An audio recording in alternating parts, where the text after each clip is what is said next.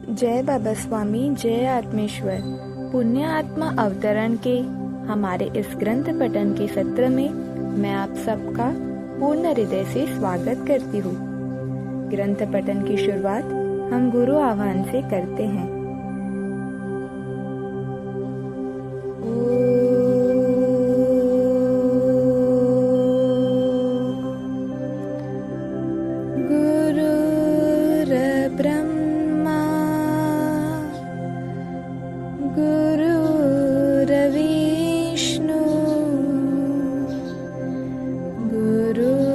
देवो महेश्वरा,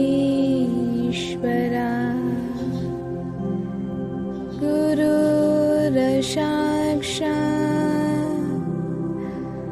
परब्रह्मा, तस्मै श्री गुरवे नमः। तस्मै श्री गुरवे नमः। तस्मै श्री गुरवे नमः।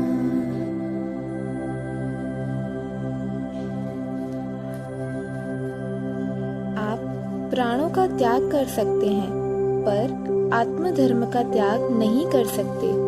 वह शाश्वत है, एक है, न तो उसे बदला जा सकता है और न ही छोड़ा जा सकता है। वह धर्म सनातन है, सदैव रहेगा ही। आत्मज्ञान को प्राप्त मनुष्य अपने भीतर के उसी आत्मधर्म को जगाता है। जिस मनुष्य के भीतर आत्मधर्म का सूरज उग जाता है, उसके भीतर ज्ञान का प्रकाश हो जाता है। इसीलिए संत ज्ञानेश्वर जी ने अपने जीवन काल में प्रार्थना की थी कि प्रत्येक मनुष्य के भीतर का आत्मधर्म रूपी सूरज उगे और प्रत्येक मनुष्य का आत्मधर्म जागृत हो। उन्होंने इसके लिए जिस समय की बात कही थी, वही समय अब आ रहा है। तुम्हारा यहाँ तक पहुँचना सब इसी समय के कारण ही संभव हुआ है। नहीं तो मेरे भी कई जन्म हो गए हैं और तुम भी 800 सालों से भटक रहे हो। हम कभी नहीं मिले, बस यह मिलना ही इन सब का अंत था, जो इस जन्म में ही हो गया। मनुष्य का स्वभाव कमजोर बातों को जल्दी पकड़ने का होता है। आत्मज्ञान का प्रचार करने में बड़े सब्र की आवश्यकता होती है। सब में बड़ा सब्र रखना पड़ता है, क्योंकि आत्मज्ञान भीतर का ज्ञान है। जब तक मनुष्य भीतर नहीं जाएगा, तब तक कुछ समझ नहीं सकता है, और भीतर जाने में मनुष्य को समय लगता है। और जब तक मनुष्य भीतर नहीं जाता, तब तक आपकी बात वह समझ नहीं सकता है। इसीलिए इस आत्मज्ञान को समझाने में बड़े सब्र की आवश्यकता होती है। अगर हमें सब्र रखना है तो अपेक्षा को छोड़ना होगा। यह अपेक्षा ही हमारे सब्र को नष्ट करती है। अगर हम अपेक्षा रहित कार्य करते हैं, तो ही कार्य करते समय सब्र रखा जा सकता है। प्रत्येक कार्य को गहराई में जाकर करने से कार्य करते समय सब्र अपने आप ही आ जाता है। वे गुरुदेव मुझे सूर्यास्त के बाद शांत चित्त रहकर आकाश का अवलोकन करने के लिए कहते थे। वे कहते थे, पहले शांत चित्त होकर बैठो और आकाश की ओर देखो, और सूर्यास्त के बाद जो लालिमा आकाश में छा जाती है, उसका अध्ययन करो। सूर्यास्त के बाद आकाश में जो विभिन्न छटाएं छा जाती है, उनका अध्ययन करो, लगातार अध्ययन करो। वे बादल कहाँ से आ रहे हैं, वे बादल कहाँ जा रहे हैं, इसका अवलोकन करो। बादल किस रंग के हैं, वह देखो। बादलों से क्या आकृतियां निर्मित हो रही है, उनका निरीक्षण करो। यह आकाश दर्शन की एक सतत साधना होती है। यह अभ्यास करते करते हम सीख सकते हैं। आकाश में होने वाली एक एक घटना का निरीक्षण करना है। जो जो बदलाव हो रहे हैं, उनका ध्यान रखना है। बादलों की स्थिति पहले क्या थी, अब क्या है, उसका अवलोकन करना है और धीरे धीरे अपने चित्त को और गहराई में उतारना है। और उन बादलों के पार क्या है, वह कैसा दिखता है, वह अनुभव करना है, क्योंकि वह दृष्टि से परे है। और बादलों से परे देखने पर जो अनुभूति हो रही है, अब उस अनुभूति को पकड़ो, उस पर चित्त रखो और धीरे धीरे उस अनुभूति को अपनी आंखों में, अपने भीतर भर लो और आंखें बंद कर लो और अपने भीतर के आकाश तत्व को अनुभव करो। और भीतर क्या अनुभूतियां अनुभव हो रही है, उनका अनुभव करो। फिर धीरे धीरे शून्य की स्थिति निर्मित हो जाएगी और चित्त में से आकाश कब हट जाएगा पता भी नहीं चलेगा और चित्त विश्व चेतना के साथ जुड़ जाएगा, क्योंकि अंदर की चेतना और बाहर की चेतना एक हो जाएगी और शरीर का जो मैं का अहंकार है वह स्वयं ही समाप्त हो जाएगा। आपका निजी अस्तित्व ही समाप्त हो जाएगा। यह आकाश दर्शन की साधना होती है। इसका अभ्यास रोज शाम को किया करो। कुछ दिनों के बाद चित्त की साधना अभ्यास द्वारा संपन्न हो जाएगी।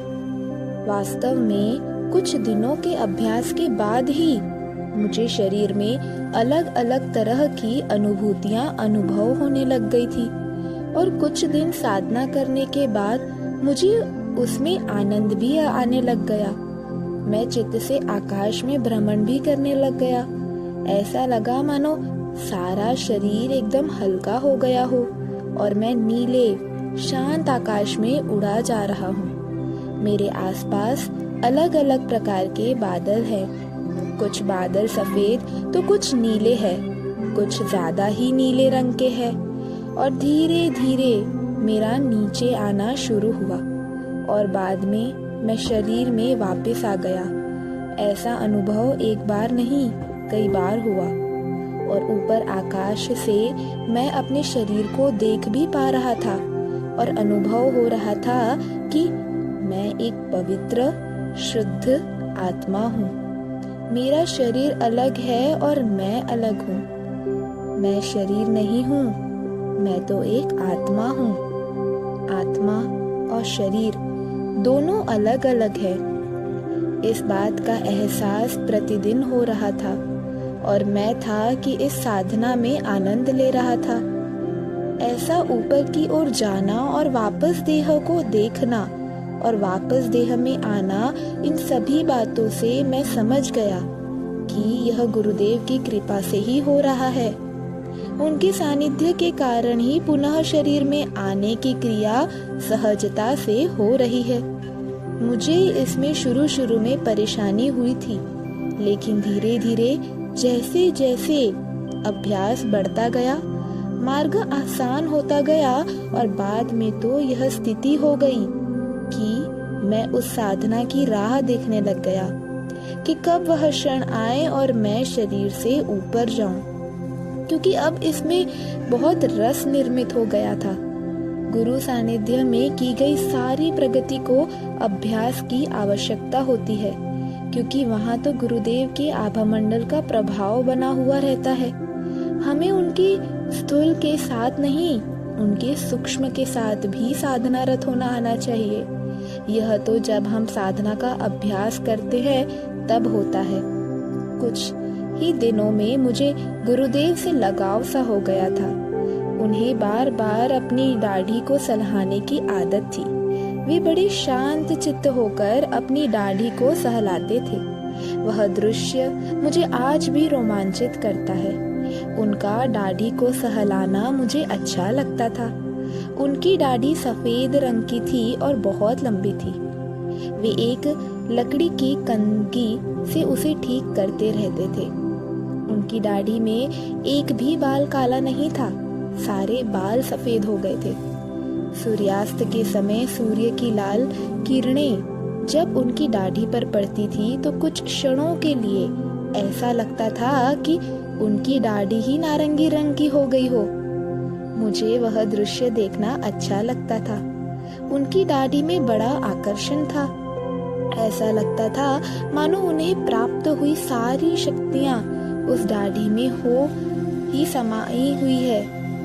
वे जब जमीन पर बैठते थे तो उनकी दाढ़ी जमीन को छूने का प्रयास करती थी, यानी इतनी बड़ी और लंबी थी उनकी दाढ़ी। पूर्ण सफेद होने के कारण चांदी के समान लगती थी। जब हम पड़ोस की पहाड़ी के ऊपर जाते थे तो सूर्यास्त के समय डूबा हुआ बहती थी और गुरुदेव की लंबी सफेद दाढ़ी हवा से खूब उड़ती रहती थी। वह उड़ना मुझे बहुत अच्छा लगता था। उन पर सफेद दाढ़ी बहुत ही अच्छी लगती थी। वह दाढ़ी उन्हें शायद बड़ी प्रिय थी। एक दिन सुबह गुरुदेव ने एक अलग ही साधना प्रारंभ की। वे बड़े मैदान जैसे स्थान पर बैठ गए और अपने आसपास लकड़ियों से गोलाकार बनाया और मुझे कहा, इसके भीतर बैठकर मैं ध्यान करने वाला हूँ। तुम 3 दिनों तक आसपास की अग्नि में लकड़ियाँ डालते रहना। यह आग अगले 3 दिनों तक जलती रहनी चाहिए और तुम पास में ही रहना ताकि अग्नि सदैव प्रज्वलित रहे। यह ध्यान रखना आसान होगा। और प्रातः सूर्योदय से उन्होंने सूर्य की तरफ मुंह करके अपना ध्यान प्रारंभ कर दिया। मैंने आसपास खूब लकड़ियां इकट्ठी करके रखी थी, जो मैं थोड़ी थोड़ी देर बाद आग में डाल रहा था और अग्नि को बनाए रख रहा था। उनकी क्या साधना थी वे ही जाने। मैं तो उनके आदेश का पालन कर रहा था। आज्ञा पालन करना ही मेरे क्षेत्र का कर्तव्य था। वह मैं रूबरूब कर रहा था। मेरा बस कहीं काम था। थोड़े थोड़े समय बाद आग में लकड़ियां डालनी पड़ती थी। शाम होने आई थी। मैं अपने कार्य की देखरेख बराबर कर रहा था। मैं साथ साथ यह भी ध्यान रख रहा था कि यह और बाहर न फैले, क्योंकि गोले के भीतर तो गुरुदेव ने पूर्ण जमीन साफ कर रखी थी। वे शांत बैठकर ध्यान कर रहे थे। मुझे लकड़ियों की समस्या नहीं थी। मेरी समस्या थी तेज हवा। नदी की ओर से कभी कभी तेज हवा बहती थी।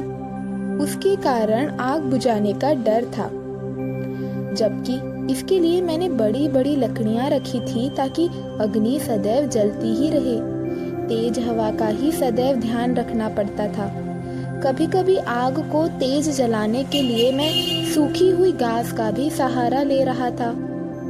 रात तो जैसे तैसे बीत गई, पर सुबह के समय मुझे थोड़ी नींद आने लग गई थी। नींद न आए इसीलिए आग के आसपास चक्कर काट रहा था। फिर थोड़ी देर के बाद सूर्योदय हुआ। अब कहीं साधना का एक दिन पूर्ण हुआ था। फिर धीरे धीरे सूरज ऊपर आने लग गया था। वैसे वैसे हवा चलनी प्रारंभ हो गई और फिर हवा के कारण आग बुझने की और आग फैलाने की संभावनाएं बढ़ गई। इसीलिए मुझे बड़ा सतर्क रहना पड़ रहा था। दूसरे दिन से मुझे भी कुछ परिवर्तन अनुभव होने लग गए थे। हम आंखों से जो भी देखते हैं, उसे देखने का प्रभाव हमारे चित्त पर होता है। अगर अच्छा देखेंगे तो अच्छा प्रभाव होगा और बुरा देखेंगे तो बुरा प्रभाव होगा, क्योंकि जो देखते हैं उसका सूक्ष्म प्रभाव हमारे चित्त पर होता है। क्योंकि हमारा चित्त हमारी आंखों के द्वारा कुछ ग्रहण करता रहता है, फिर हमारी मानसिकता भी वैसी ही हो जाती है। इसीलिए देखा गया है, जहाँ पर हिंसक खेल होते हैं, खूनी खेल होते हैं, जैसे सांडों की लड़ाई, मुर्गे की लड़ाई, मनुष्यों की लड़ाई, ये जहाँ होते हैं, इन सब हिंसाओं का समाज पर भी प्रभाव पड़ता है और समाज भी हिंसक हो जाता है। खून, हत्या, अपराध भी ऐसे समाज में अधिक होते हैं। यदि हिंसा पर सामूहिकता से एकाग्रता की जाए तो हिंसा समाज को भी प्रभावित करेगी। ऐसी हिंसा बड़ा घातक और बड़ा गहरा प्रभाव डालती है। इसीलिए संत महात्माओं ने हिंसा का विरोध किया है। इसीलिए हम आंखों से जो दृश्य देखते हैं, हमारा चित्त वह सब ग्रहण करता रहता है और हमारे ऊपर भी वैसे ही प्रभाव पड़ने लगते हैं।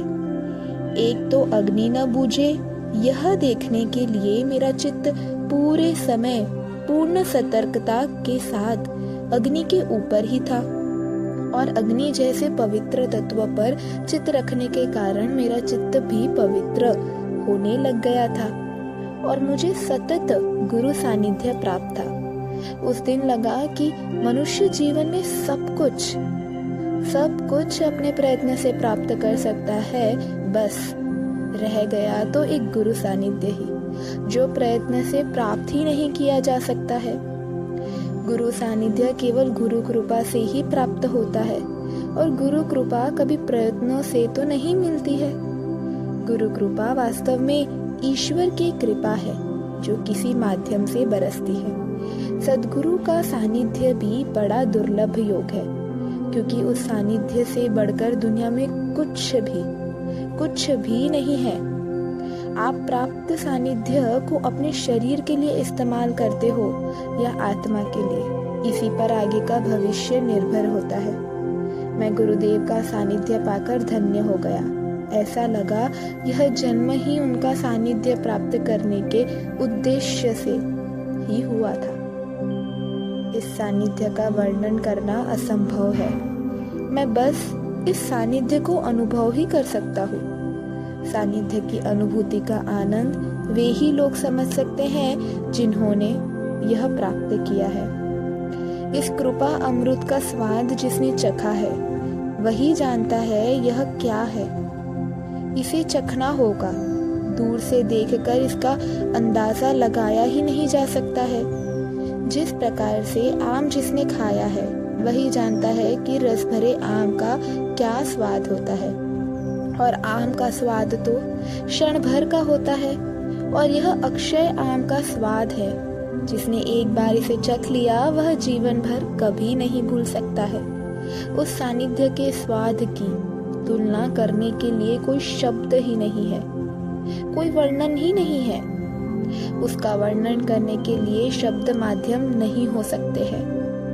मैं सद्गुरु के सानिध्य में अपने आप को बड़ा प्रसन्न महसूस कर रहा था। जिस प्रकार से सागर की लहरें उठती है, वैसे ही गुरु सानिध्य में चैतन्य की लहरें उठ रही थी, और प्रत्येक लहर गुरुदेव की कृपा से ही आ रही थी। प्रत्येक चैतन्य की लहर पर आत्मा कहती थी, बस गुरुदेव आपकी करुणा है, बस गुरुदेव आपकी कृपा है।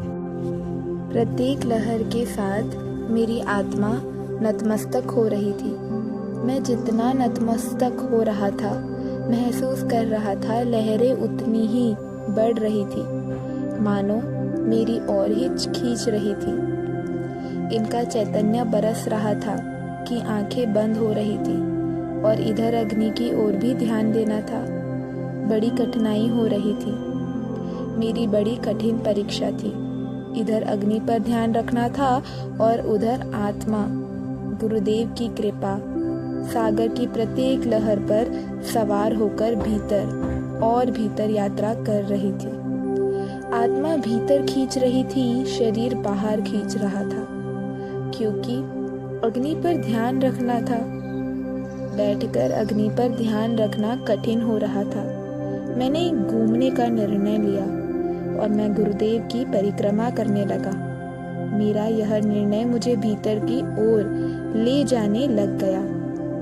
मेरी स्थिति बाहर की जगह मुझे अंदर की ओर होने लगी, और रात में तो मुझे ऐसा अनुभव हुआ कि गुरुदेव के आसपास भी एक सुनहरे रंग का आग का गोला घूम रहा है।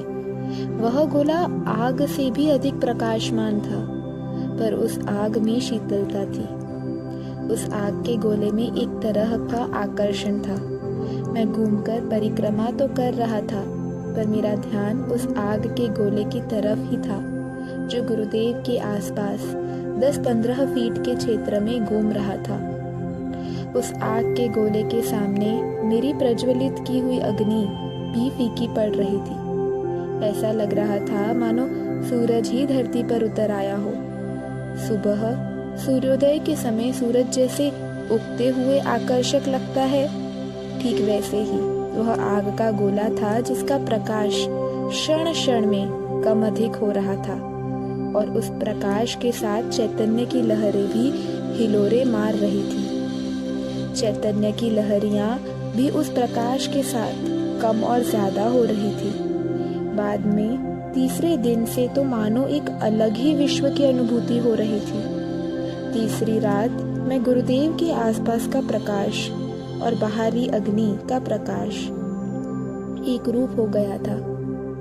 दोनों के बीच वास्तव में बहुत अंतर था, पर प्रकाश में कोई अंतर नहीं था। दोनों के प्रकाश एक रूप हो गए थे। ऐसा लग रहा था मानो सूरज ही धरती पर उतर आया हो। चारों ओर प्रकाश ही प्रकाश था। वहां जंगल में कोई अन्य प्रकाश न होने के कारण यह प्रकाश का पुंज बड़ा प्रभावशाली लग रहा था। धीरे धीरे मेरे अंदर भी कुछ हलचल होने लग गई थी। मेरी रीढ़ की हड्डी के नीचे स्पंदन होने लगा और वह स्पंदन धीरे धीरे ऊपर की ओर बढ़ने लगा। आसपास इतनी गर्मी थी, आग थी, और मेरे भीतर रीढ़ की हड्डी में कोई चेतना का प्रभाव ऊपर की ओर उठ रहा था, जो एकदम ठंडा था। मुझे उस अनुभूति पर विश्वास ही नहीं हो रहा था। मैं बार बार पीठ को हाथ लगाकर देख रहा था कि जो भीतर अनुभव हो रहा है, जो अंदर अनुभव हो रहा है, वैसा ठंडा वास्तव में कुछ है भी या नहीं। लेकिन हाथ से तो छूने पर कुछ भी नहीं लग रहा था, और नीचे से ठंडी ठंडी संवेदनाएं लगातार गर्दन की ओर आ रही थी। यह अनुभव मुझे पहली बार हुआ था। आज तक का सारा ज्ञान भी बता नहीं पा रहा था। यह क्या है? यह क्या घटित हो रहा है? गुरुदेव क्या कर रहे हैं? यह हो क्या रहा है? यह क्यों हो रहा है? यह स्पंदन आखिर कहाँ से आए हैं? यह स्पंदन कहाँ जाना चाहते हैं? यह स्पंदन गर्दन से सिर और तालू भाग तक जा रहा था। अब तालू भाग पर भी स्पंदन होने लगा। सारे शरीर में चैतन्य का रोमांच अनुभव हो रहा था। इस प्रकार का अनुभव प्रथम बार हो रहा था। बुद्धि के ज्ञान कोश में ऐसा कोई अनुभव नहीं था जिससे इस अनुभव की तुलना की जाए। यह अनुभूति अतुलनीय थी। ऐसा लग रहा था मानो मेरे शरीर पर से मेरा सारा नियंत्रण ही चला जाएगा। मैं फिर भी घूम घूम कर अग्नि जल रही है या नहीं, यह बराबर देख रहा था। यह मेरी भी एक प्रकार से अग्नि परीक्षा ही थी। बाहर भी अग्नि परीक्षा और भीतर भी अग्नि परीक्षा, दोनों तरफ से ही यह अग्नि परीक्षा थी। निरंतर इतने समय तक अग्नि के आसपास रहकर भी कहीं भी अग्नि की गर्मी महसूस नहीं हुई। मेरे लिए यह एक आश्चर्य था। फिर सुबह गुरुदेव ने सूर्योदय के समय धीरे धीरे अपनी समाधि पूर्ण की और धीरे धीरे अपनी आंखें खोली, और गुरुदेव समाधि के बाहर आए। वे जैसे ही अग्नि को पार कर गोले के बाहर आए, वैसे ही मैंने उनकी चरण वंदना की और कहा, आपकी कृपा से मुझे 3 दिनों तक बड़े दिव्य अनुभव हुए। ऐसे अनुभव जीवन में कभी नहीं हुए थे। वे केवल मुस्कुरा दिए। यह 3 दिन की समाधि में तुम्हें चित्त में लेकर कर रहा था। चित्त से तुम मेरे ही साथ थे। तुम चित्त से मेरे साथ रहो और तुम्हारा चित्त और कहीं नहीं जाए। इसीलिए मैंने ये 3 दिन अग्नि प्रज्वलित का कार्य तुम्हें सौंपा था। अग्नि की देखरेख के बहाने से तुम्हारा चित्त अग्नि पर रहे और वह अग्नि के सामने पवित्र बन जाए। चित्त बाहर अन्य जगह न चला जाए, इसीलिए यह सब किया था। यह जो तुम्हें अनुभव कराया, यह मैं जीवन में केवल एक ही बार और एक ही व्यक्ति को करा सकता था। इसमें मैंने मेरी साधना से संभाल कर रखी हुई प्राण शक्ति की धरोहर तुम्हें सौंप दी, क्योंकि मुझे यह सौंपने के लिए तुम्हें सबसे अधिक उपयुक्त लगे। मैंने कहा, मैं तो एक सामान्य मनुष्य हूँ, वे बोले, यही तुम्हारी महानता है। बीज कितना भी अच्छा हो, अच्छे पेड़ का हो, जब तक अच्छी उपजाऊ जमीन नहीं मिलती, बीज बेकार होता है। ठीक इसी प्रकार मेरी प्राण ऊर्जा कितनी भी प्रभावशाली हो, जब तक उसे जीवंत रखने वाला नहीं मिलता, उसे वृद्धिगत करने वाला नहीं मिलता, तब तक वह मेरे पास बेकार ही है। तुम मेरी ऊर्जा शक्ति की उपजाऊ भूमि हो। अब तुम्हें यह सौंपकर मैं धन्य हो गया हूँ। तुमने उसे ग्रहण कर मेरे ऊपर बड़ा उपकार किया है। मेरा तो जीवन ही सार्थक हो गया। मेरी साधना आज फलीभूत हो गई। आज ऊर्जा एक से अनेक में पहुंच गई है। तुम नहीं जानते कि तुम कौन हो, पर मैं जानता हूं तुम कौन हो।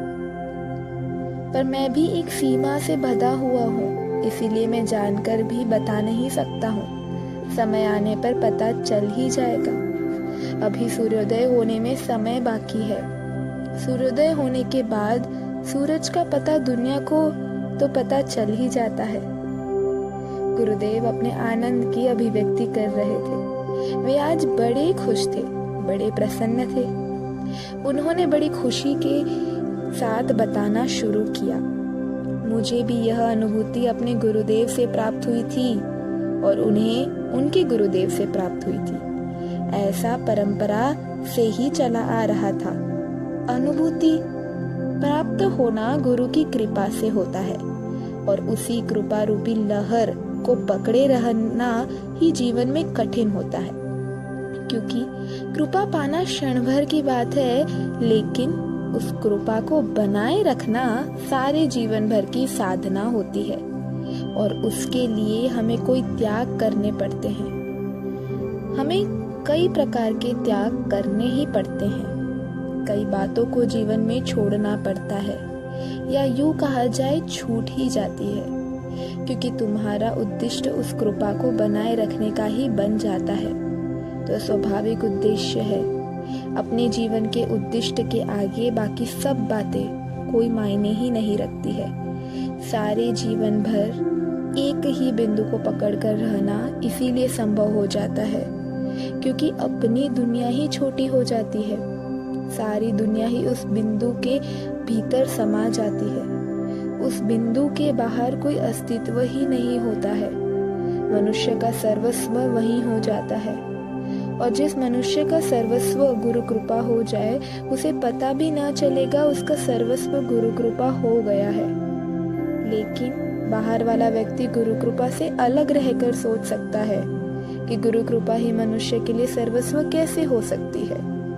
जो भीतर है उसकी दुनिया उतनी ही है, वह बाहर की दुनिया को देखना ही नहीं चाहता, और जो बाहर है वह भीतर की दुनिया को नहीं जानता। उसके लिए भीतर की दुनिया का कोई महत्व नहीं है। जय बाबा स्वामी, जय आत्मेश्वर। अब हम सब कुछ देर ध्यान में जाएंगे।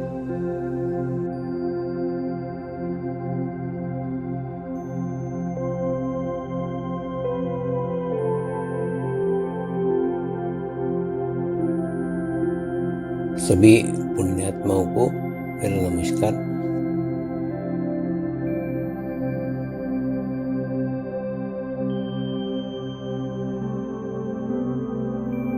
गुरुर्ब्रह्मा गुरुर्विष्णु गुरुर्देवो महेश्वरा, गुरु साक्षात् परब्रह्म तस्मै श्री गुरुवे नमः।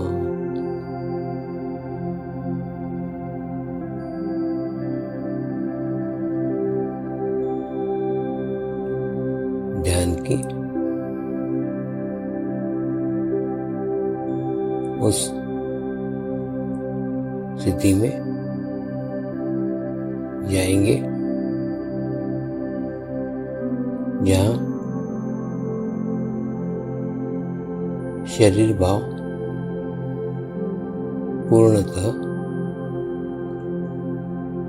समाप्त हो जाता है।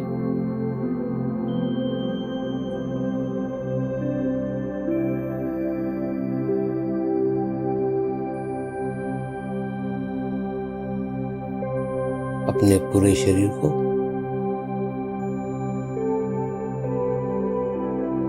पूर्णतः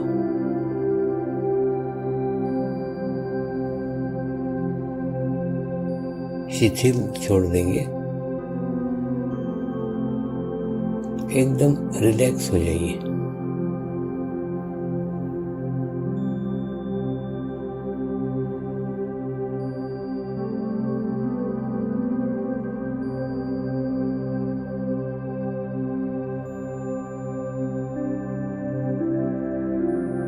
मेरे साथ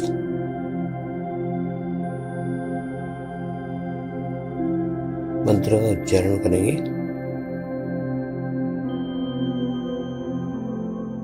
मैं एक पवित्र आत्मा हूँ।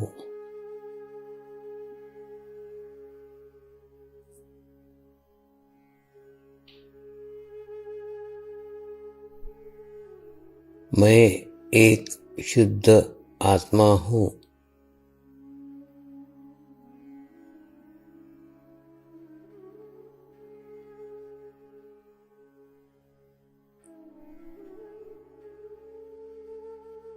मैं एक पवित्र आत्मा हूँ।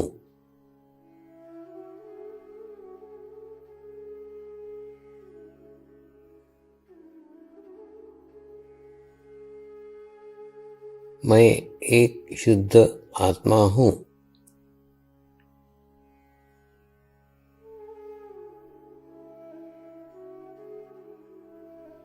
मैं एक पवित्र आत्मा हूँ।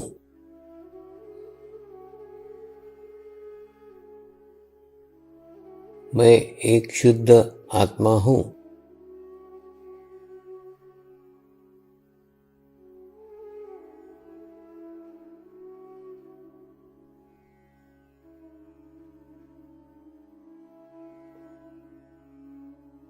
अभी इसी आत्मा भाव को बनाए रखते हुए गुरु मंत्र का उच्चारण करेंगे।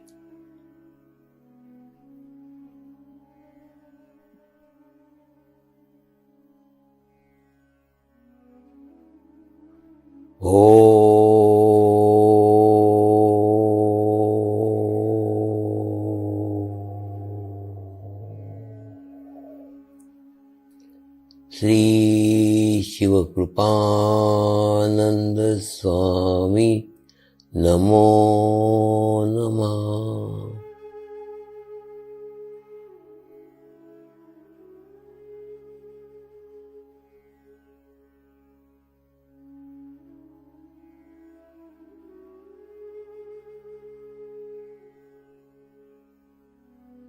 ओम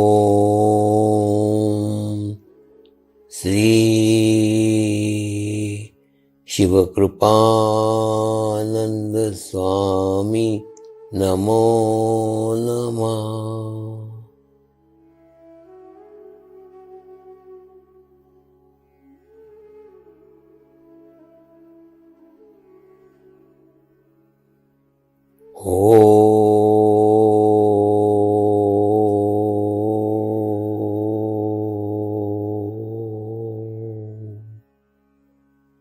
श्री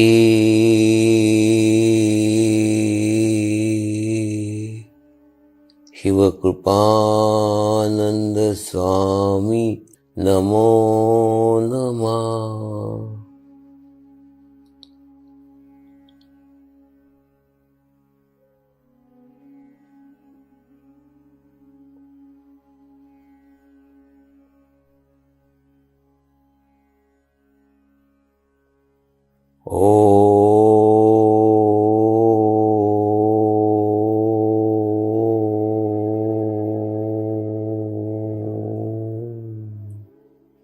श्री शिवकृपानंद स्वामी नमो नमः।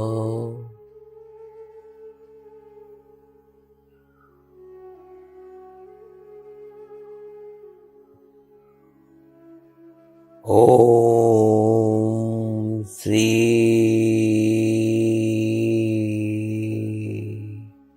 शिवकृपानंद स्वामी नमो नमः।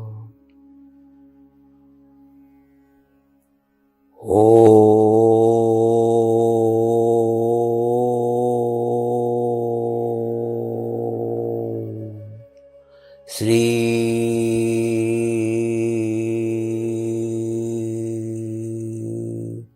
शिवकृपानंद स्वामी नमो नमः।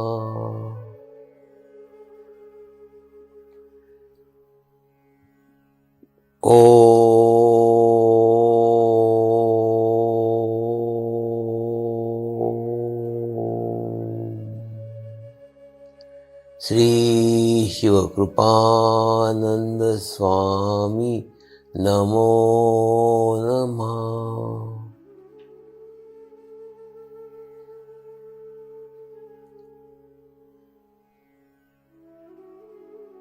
ओम श्री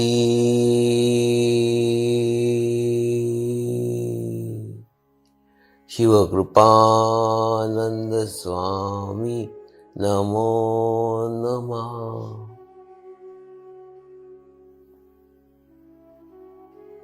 ओम श्री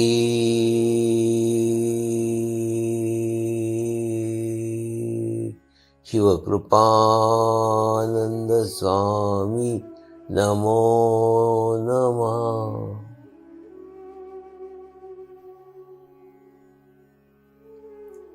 अब आप अपना चित्त सहस्त्रार पर रख के थोड़ी देर के लिए ध्यान में जाएंगे।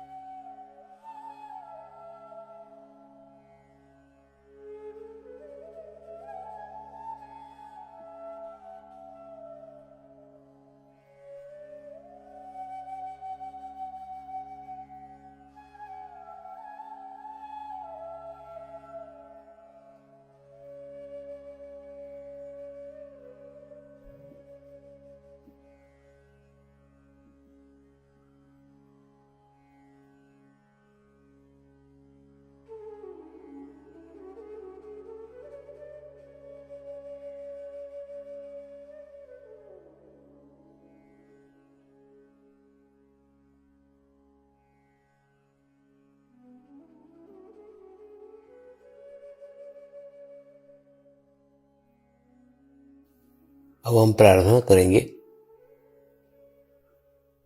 सभी आत्माओं की